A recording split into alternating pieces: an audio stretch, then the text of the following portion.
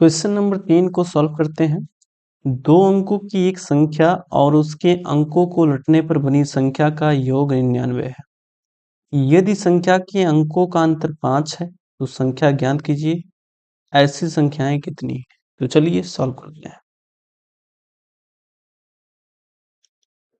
देखिए, दो अंकों की संख्या है तो उसमें इकाई और दहाई जरूर होंगे, तो हम सबसे पहले इकाई और दहाई मान लेते हैं। माना इकाई का अंक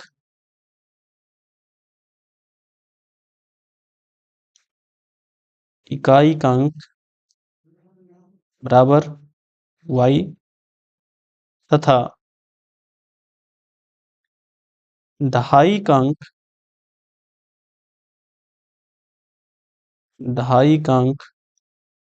बराबर x।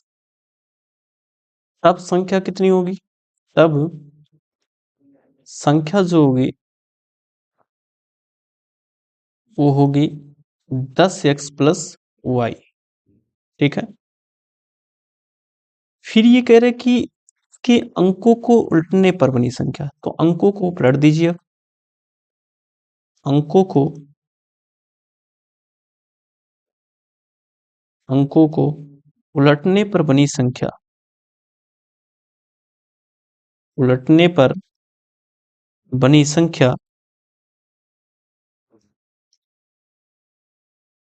संख्या क्या होगी? अब ये देखते हैं।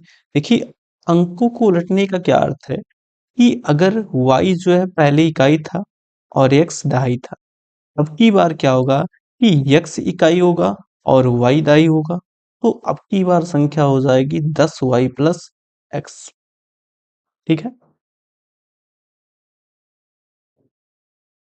प्रश्नानुसार प्रश्नानुसार प्रथम स्थिति में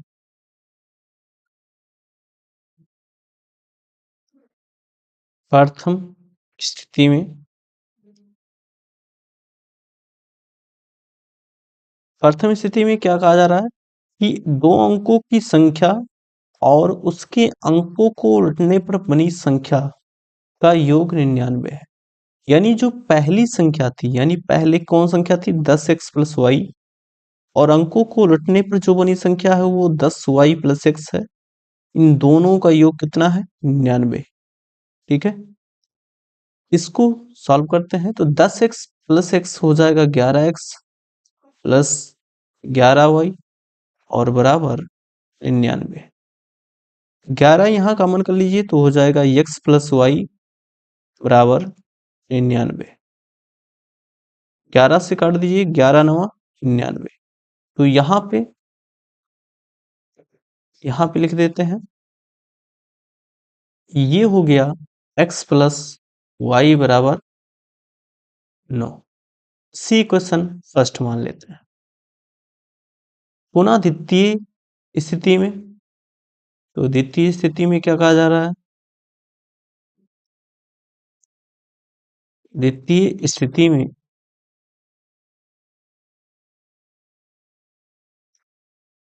कह रहे कि संख्या के अंकों का अंतर 5 है। तो संख्या के अंक कौन कौन थे? x और y।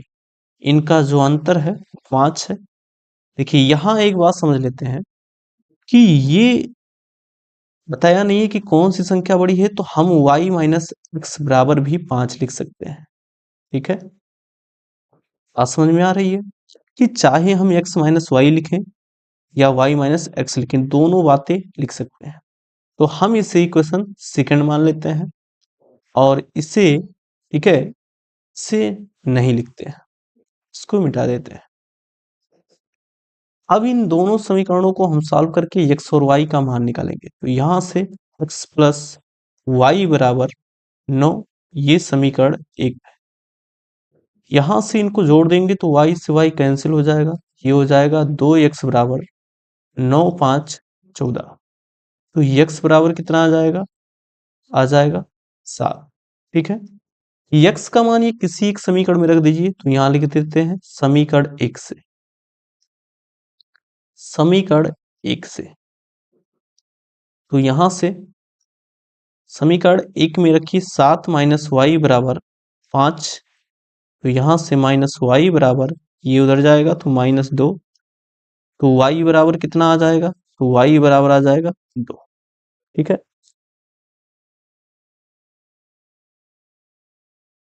देखिए x और y हमें पता हो चुका है, तो अब संख्या लिख सकते हैं। अतः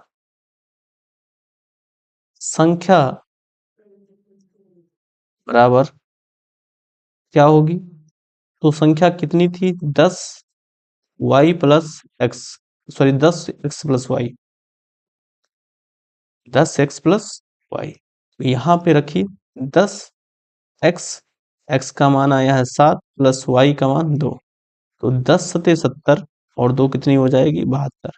तो एक संख्या तो ये हो जाएगी। अब दूसरी संख्या कहाँ से आएगी ये समझते हैं। देखिए आपको भी बताए थे कि x माइनस वाई बराबर 5 लिख सकते हैं या y माइनस एक्स बराबर भी 5 लिख सकते हैं। तो अब की बार क्या करते हैं, यहाँ पे तो हमें मिला था x प्लस वाई बराबर 9, ये पहला इक्वेशन था। अब की बार हम y माइनस एक्स लिखते हैं, तो y माइनस एक्स यानी हम ऐसे लिख सकते हैं माइनस एक्स प्लस वाई बराबर 5, क्योंकि दोनों स्थितियां संभव थी। तो हमने क्या किया है, y माइनस एक्स बराबर 5 इस बार लिखा है, पिछली बार x माइनस वाई बराबर 5 लिखा गया था। बात समझ में आ रही है। तो यहां से अब इसको सॉल्व करते हैं। तो जब इसको सॉल्व करेंगे तो इनको जोड़ दीजिए, x से x कैंसिल हो जाएगा, तो ये हो जाएगा 2y बराबर 9 5 14, तो y बराबर कितना आ गया, 7। तो y बराबर 7 आ गया। अब y का मान किसी एक समीकरण में रख दीजिए, तो समीकरण एक से ये हो जाएगा x प्लस वाई यानी 7 बराबर 9, तो यहां से x बराबर कितना आ जाएगा, 2। अतः इस स्थिति में क्या संख्या होगी, अतः जो संख्या होगी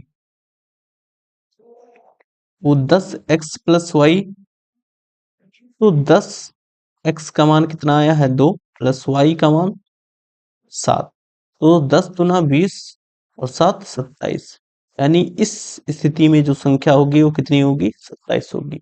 तो यहां से कितने संख्याएं बन सकती हैं, दो, एक 72 और दूसरा 27, तो ये हमारा आंसर है। बात क्लियर है। दो संख्याएं हमें मिलेंगी, एक 72 और दूसरा 27, वो क्यों मिल रही हैं वो आपको समझाया गया है। अगला सवाल देखते हैं।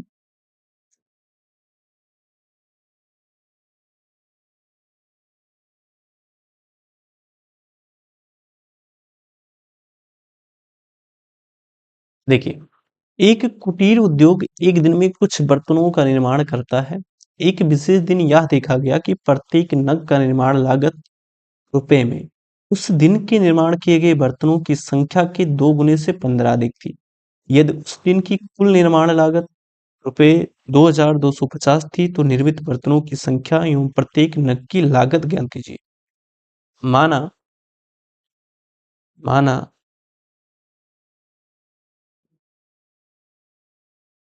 उस दिन उस दिन निर्मित बर्तनों की संख्या x थी। निर्मित बर्तनों की संख्या बराबर x, तब प्रत्येक नग की लागत कितनी होगी। नग का अर्थ है एक वस्तु को कहा जाता है। प्रत्येक नग की लागत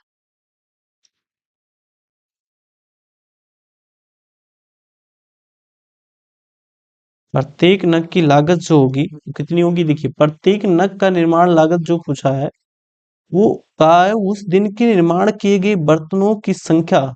तो बर्तनों की संख्या उस दिन कितनी बनी है, 2x 2 गुने से 15 अधिक थी, तो 15 अधिक थी, इतनी रुपए एक बर्तन की लागत है। प्रश्नानुसार प्रश्नानुसार देखिए, एक बर्तन की जो लागत है वो कितनी है 2x प्लस 15 और टोटल बर्तन कितने बने हैं x। तो इन दोनों का गुणा करेंगे तो हमें कुल निर्माण लागत पता होगा, जो कि दिया गया है कितना 2250। अब इसको गुणा करते हैं तो 2x स्क्वायर प्लस 15x और इसको इधर लाते हैं तो माइनस 2250 बराबर 0। ये हो जाएगा। अब यहां से देखिए, यहां हम इसका गुणा करेंगे, 2 का गुणा इससे करेंगे तो ये हो जाएगा 4500। हमें घटा के बनाना है 15 लाना है तो इसका फैक्टर कर लेते हैं तो ये हो जाएगा 2 दूना 4, 2 दूना 4, 2 पंचे 10, 2250 होगा। फिर 2 से 2 एकम 2, 2 एकम 2, 2 दूना 4, 2 पंचे 10। फिर 3 से 3 त्रिक का 9, 2, 3 से 21, 3 पचे 15। फिर 3 से इसे डिवाइड कर दीजिए, 3 एकम 3 और 3 दूना 6, 3 पचे 15। फिर इसे 5 से 25 पंचे और फिर इससे डिवाइड कर दीजिए 5 और 5 एकम 5। अब इसे हम सेट करते हैं, घटा के हमें लाना है 15, यानी ऐसी दो संख्याएं लेनी है कि घटा के 15 लाना है। 2 दूना 4, दुनिया 12, या 36, 4 25 पंचे 125। ये नहीं बनेगा तो 55 25 तिया 75, 5 तिया 15, दुना 30, दुना 60। तो देखिए बन चुका है 75 और 60 का गुणा इतना आएगा, 75 से 60 घटेगा तो 15। यानी यहां लिख सकते हैं 2x स्क्वायर प्लस 75x और माइनस 60x माइनस 2250 बराबर 0। इसमें x कॉमन करिए तो ये हो जाएगा 2x प्लस 75 और यहां कॉमन करिए 30, 30 कॉमन करेंगे तो ये हो जाएगा 2x माइनस 30 सत्ते 210 और 30 पंचे 150 बराबर 0।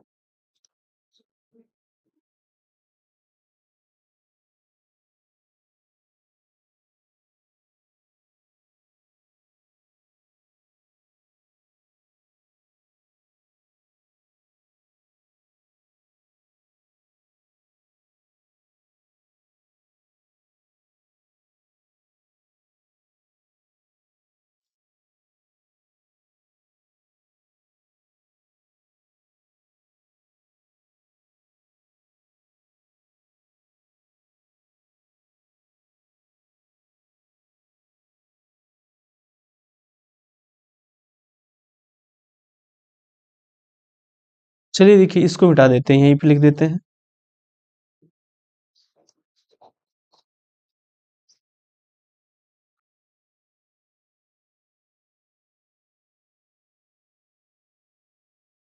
चलिए देखिए, तो इनमें दोनों में 1 मिनट यहाँ पे प्लस होगा। अब एक कोष्टक में हो जाएगा 2x प्लस 75, दूसरे कोष्टक में हो जाएगा x माइनस 30 और बराबर 0। एक बार जब 2x प्लस 75 बराबर 0 करेंगे तो यहां से x की जो वैल्यू आएगी माइनस 75/2 आएगी। ठीक है, तो यहां से x बराबर हो जाएगा माइनस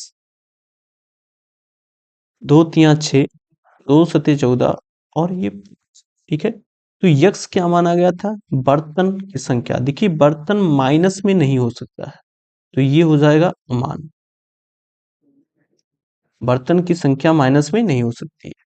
और जब x माइनस 30 बराबर 0 करेंगे तो यहां से x बराबर जो मिलेगा वो 30 मिलेगा। तो उस दिन कितने बर्तनों की निर्माण किए गए थे, कितने बर्तन निर्माण किए गए थे 30। और प्रत्येक नग की लागत, तो प्रत्येक नग की लागत भी निकाल देते हैं। प्रत्येक नग की लागत बराबर 2x और x की वैल्यू आई है 30 प्लस 15, तो 30 दूना 60 तो 15 75। तो प्रत्येक नग की जो लागत थी वो 75 रुपए थी। ठीक है, तो उस दिन निर्मित किए गए बर्तनों की संख्या 30 है तथा प्रत्येक नग की लागत कितना है, 75 रुपए।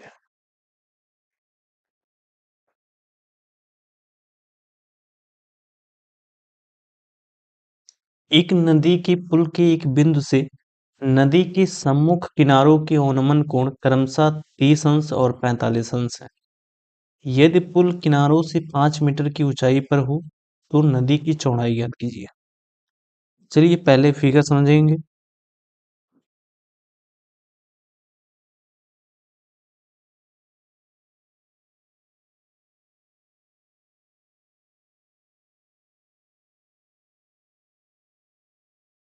ये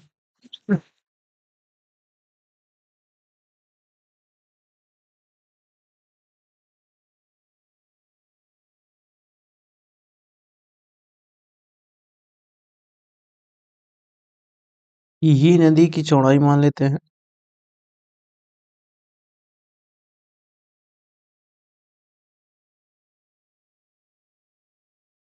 ये नदी की चौड़ाई मान लेते हैं और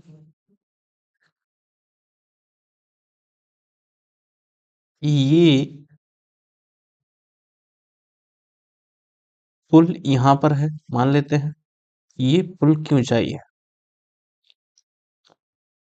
करें नदी के पुल के एक बिंदु से नदी के सम्मुख किनारों के अवनमन कोण। अब नदी के किनारों, एक किनारा तो ये है और दूसरा किनारा ये है। तो इन किनारों पर देखा जाता है तो यहां से ये और ये,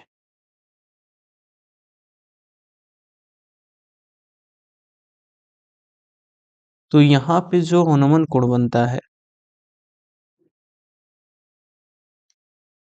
देखिए यहाँ पे ये जो अवनमन कोण बनता है ये कितना बनता है, 30 अंश।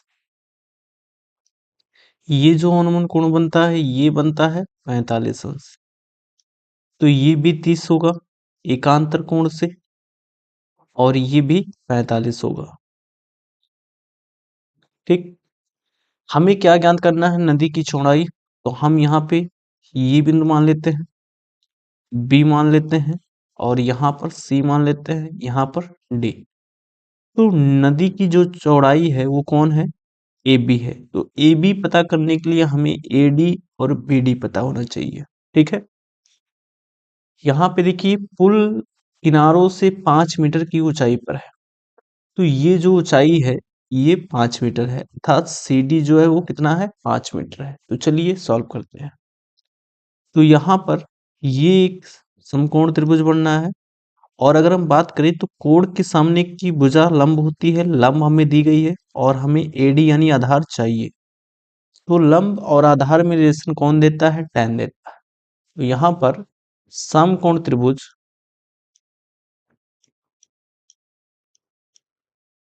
समकोण त्रिभुज एडीसी में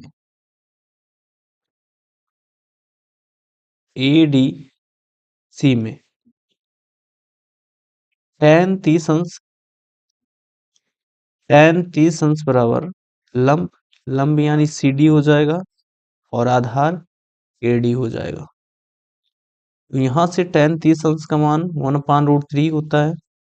सी डी हमें दिया गया है 5 और ए डी हमें निकालना है। तो यहाँ से तिरछा गुणा कर देंगे तो ए डी बराबर हो जाएगा 5 कर्ण में 3 मीटर और इसे इक्वेशन फर्स्ट मान लेंगे। पुनः हम समकोण त्रिभुज बीडीसी में पुनः समकोण त्रिभुज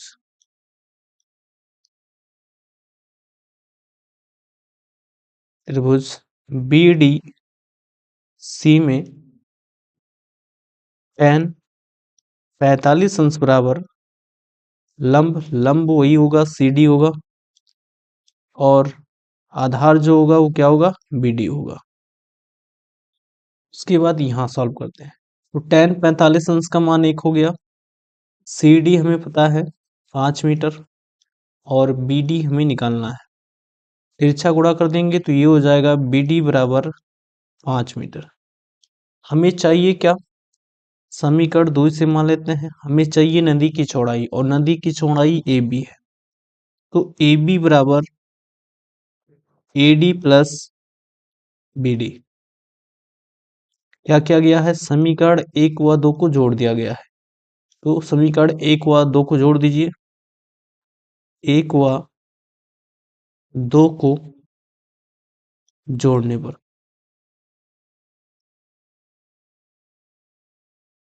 तो जब AD और BD को जोड़ेंगे तो AB मिलेगा।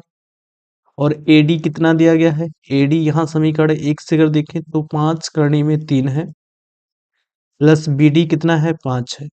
दोनों में 5 कॉमन कर दीजिए तो ये हो जाएगा √3 प्लस 1। और यही नदी की चौड़ाई होगी। तो ये हमारा आंसर है। नदी की चौड़ाई कितनी होगी? 5 ब्रैकेट में √3 प्लस 1 मीटर। ठीक है।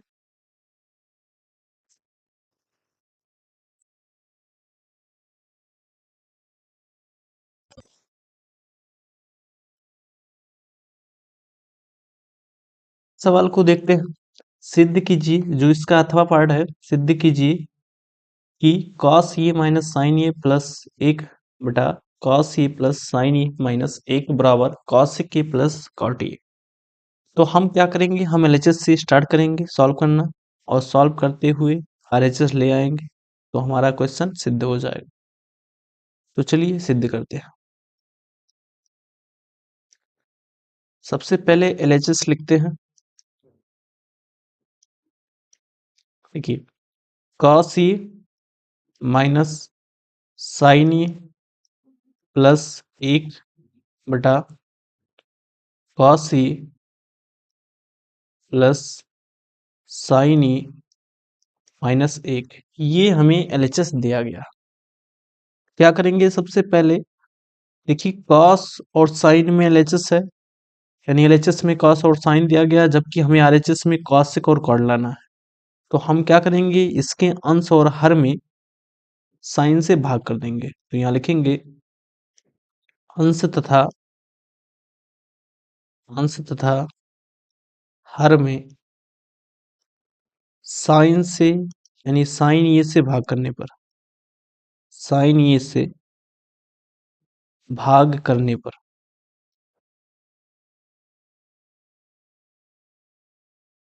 तो कर दीजिए। तो यहाँ हो जाएगा cos ए माइनस साइन ए प्लस 1 और पूरे में भाग किया गया है किससे? साइन ए से। और फिर इस पूरे के बटे यहाँ हो जाएगा cos ए प्लस साइन ए माइनस 1 और इसमें भी किससे भाग किया गया है? साइन ए से। ठीक है। चलिए देखिए अगली लाइन क्या लिखते हैं। तो यहाँ पे होगा,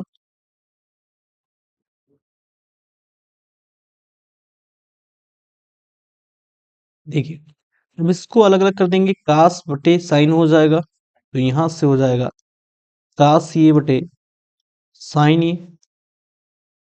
और यहाँ पे हो जाएगा माइनस साइन ए बटे साइन ए और यहाँ हो जाएगा प्लस 1 बटा साइन ए। इस पूरे के बटे यहाँ पे फिर कास ए बटे साइन ए हो जाएगा प्लस साइन ए बटा साइन ए हो जाएगा और माइनस 1 हो जाएगा। यहाँ से देखिए साइन से साइन कैंसिल हो जाएगा, यहाँ भी साइन से साइन कैंसिल हो जाएगा। बाकी यहाँ सॉल्व करते हैं।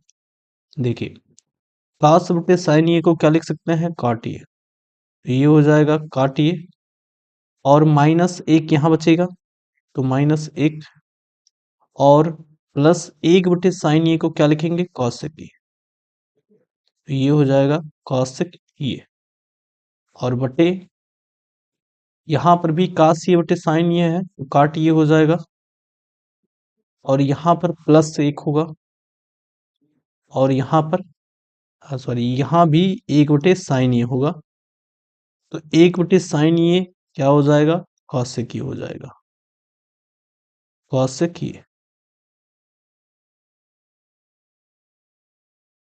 देखिए अगली लाइन में क्या करेंगे, इस cosec ये और cot ये को एक साथ लिखेंगे। तो यहां से हो जाएगा cosec ये प्लस cot ये, और इसको ब्रैकेट में कर देंगे, और इधर -1, और यहां से बटे इसको ऐसे रखिए, या इसको भी ऐसे कर सकते हैं, माइनस cosec ये इसके पास ले आइए, +1। अब हमें इसके बाद क्या करना है, जो हर में क्वांटिटी है उसको हमें डिस्टर्ब नहीं करना है। देखिए एक सर्वसंख्या हम जानते हैं, वो सर्वसंख्या क्या होती है cosec स्क्वायर थीटा बराबर 1 प्लस cot स्क्वायर थीटा, ये होती है। cot स्क्वायर थीटा को LHS में लाइए, तो ये हो जाएगा cosec square theta minus cot square theta बराबर 1। यानी यहाँ पे जो एक लिखा है, एक की जगह हम क्या लिख सकते हैं, cosec square theta minus cot square theta लिख सकते हैं। तो चलिए लिख देते हैं हम। तो ये जो है ये फार्मूला था, बराबर cosec ये प्लस cot ये, और माइनस यहाँ क्या हो जाएगा, cosec स्क्वायर ये माइनस cot स्क्वायर ये, और नीचे सेम लिख देंगे। तो ये हो जाएगा cot ये माइनस cosec ये +1। इसको आगे सॉल्व करते हैं।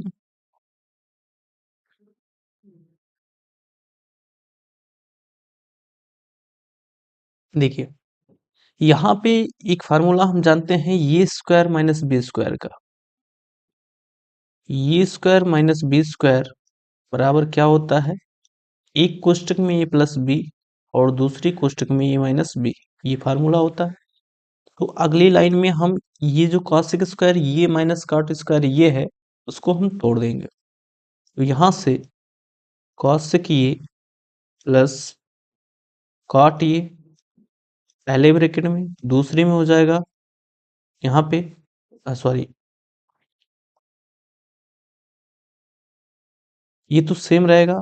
अब यहाँ पे ये स्क्वायर माइनस बी स्क्वायर का फार्मूला लगाएंगे, तो ये हो जाएगा cosec ये प्लस cot ये पहले ब्रैकेट में, और यहाँ दूसरे ब्रैकेट में हो जाएगा cosec ये माइनस cot ये,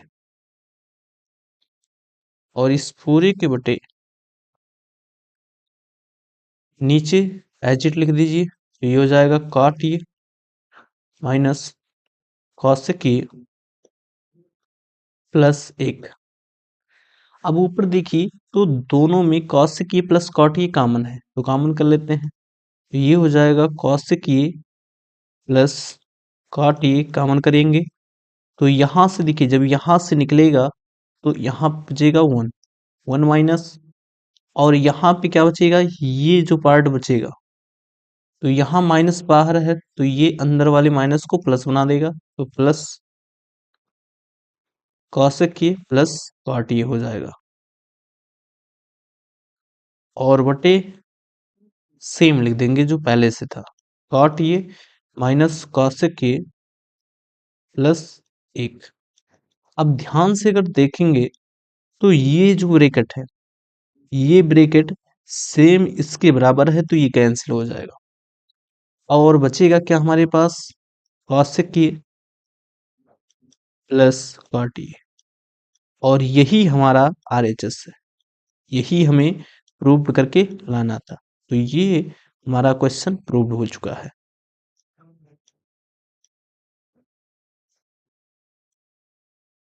अगला क्वेश्चन देखते हैं।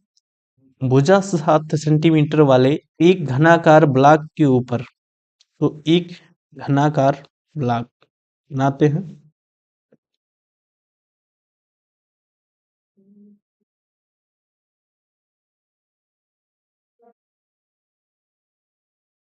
ये घनाकार ब्लॉक है। ठीक। कह रहे हैं कि इसकी जो भुजा है वो कितनी है, 7 सेंटीमीटर है। इसके ऊपर एक अर्धगोला रखा हुआ है। तो इसके ऊपर एक अर्धगोला रखा हुआ है। ये इस प्रकार से अर्धगोला रखा हुआ है।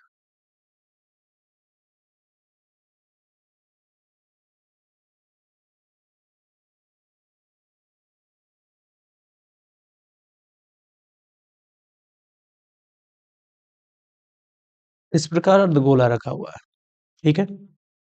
तो कह रहे कि अर्धगोले का अधिकतम व्यास, देखिए इसका जो व्यास होगा कितना होगा, तो यहां से समझिए इसका व्यास यही होगा। देखिए यही व्यास होगा। इसका अर्थ ये हुआ कि अर्धगोले का जो व्यास होगा वो घन की एक भुजा के बराबर होगा। तो यहाँ लिखेंगे अर्धगोले का अर्धगोले का अधिकतम व्यास जो होगा, अधिकतम व्यास बराबर इसके होगा घन की भुजा के, घन की भुजा के।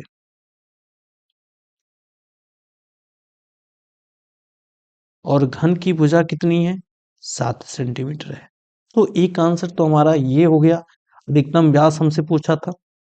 फिर करें इस ठोस का पृष्ठीय क्षेत्रफल।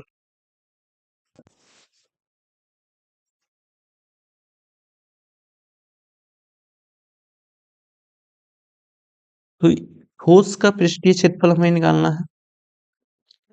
ठोस का पृष्ठीय क्षेत्रफल,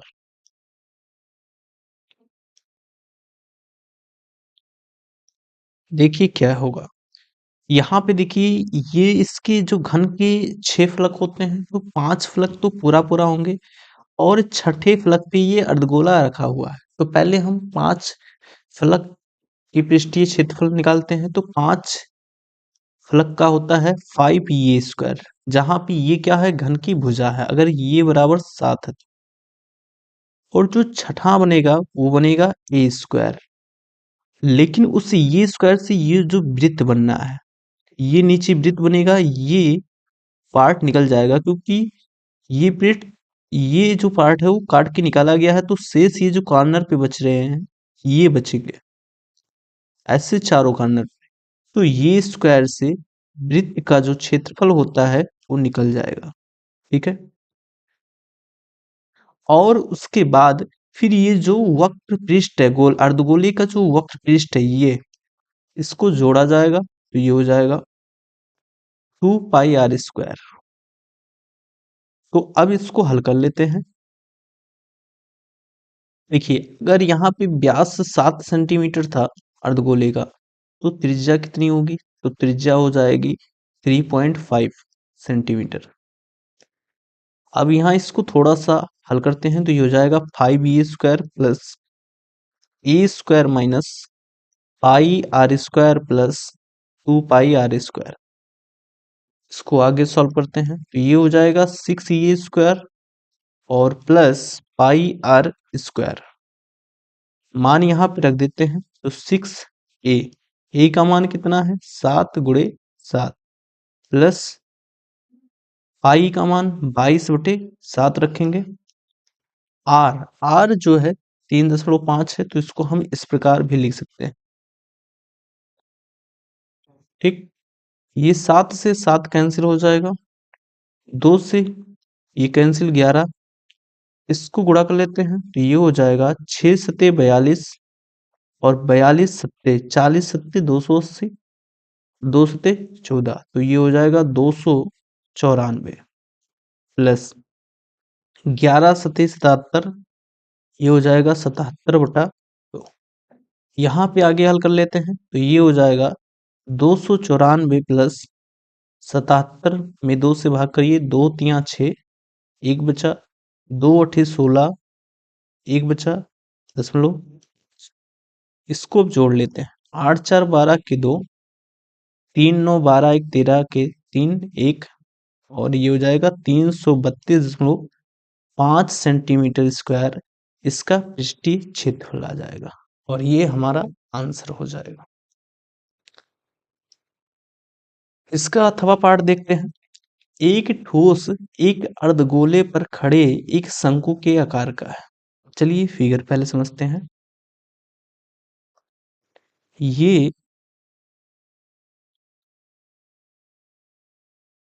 एक शंकु है। ये एक शंकु है जो एक अर्धगोले पर खड़ा है। तो अर्धगोला बनाते हैं।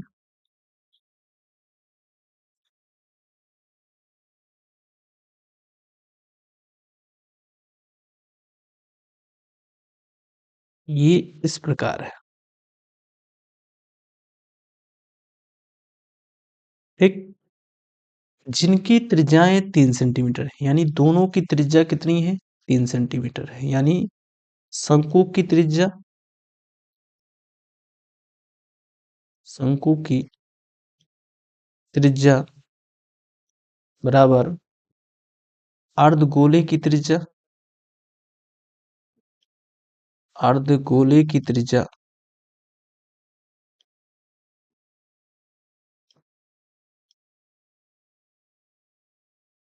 त्रिज्या और r बराबर यहाँ पे दिया गया है 3 सेंटीमीटर।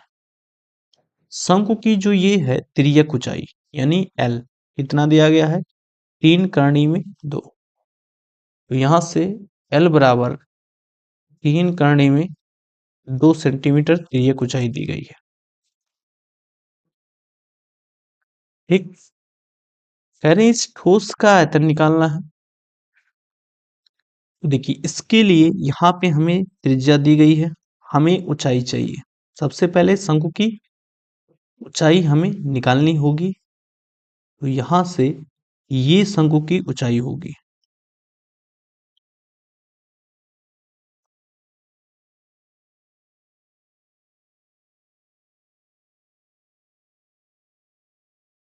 देखिए ये शंकु की ऊंचाई होगी और हम जानते हैं कि यल बराबर होता है √h² प्लस r²। दोनों पक्षों का अगर हम वर्ग करते हैं तो यल स्क्वायर बराबर हो जाएगा h² प्लस r²। एल का मान हमें दिया गया है 3 करनी में 2, इसका वर्ग कर दीजिए बराबर h हमें निकालना है तो h² प्लस r दिया गया है 3 तो 3 का वर्ग। ये हो जाएगा 3 का वर्ग 9 और ये रूट से बाहर आ जाएगा तो 9 दूना आ जाएगा 18 माइनस ये 3 का वर्ग 9 इधर आके घट जाएगा तो हो जाएगा h²। तो यहाँ से h² बराबर हो जाएगा 18 से 9 घटा 9 तो h बराबर कितना आ जाएगा? तो h बराबर आ जाएगा 3 सेंटीमीटर। अब हमें क्या करना है? इस ठोस का आयतन निकालना है। तो ठोस का आयतन बराबर ठोस का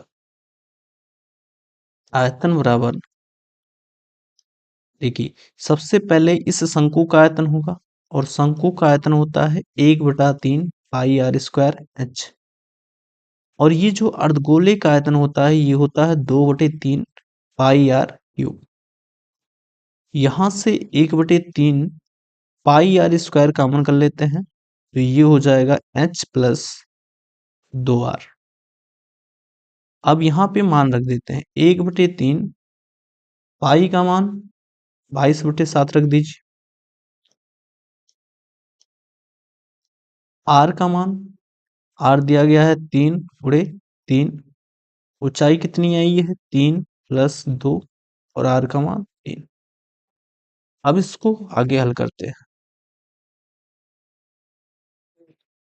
ये 3 से 3 कैंसिल हो जाएगा। अब यहाँ पे बचा 22×3 = 66, इसका गुणा हो जाएगा, ये हो जाएगा 66/7। ब्रैकेट में देखिए 3 प्लस ये हो जाएगा 3 दूना 6 तो ये हो जाएगा 6। यहाँ पे आ गया 66/7 गुणे 9। अब गुणा कर दीजिए 9×6 = 54 के 4 5 9×6 = 54 और 5 कितना हो जाएगा 59। और बटा 7। देखिए कट रहा है, 7 अट्ठे 56, 3 बचा 34 हो गया, 7 पचे 35 ज़्यादा हो जाएगा, तो 7 चौक 28, 6 बचा 0.60, 7 आठे 56, 4 7 पचे 35। तो इतना सेंटीमीटर क्यूब इसका आयतन आ जाएगा। ये हमारा आंसर होगा।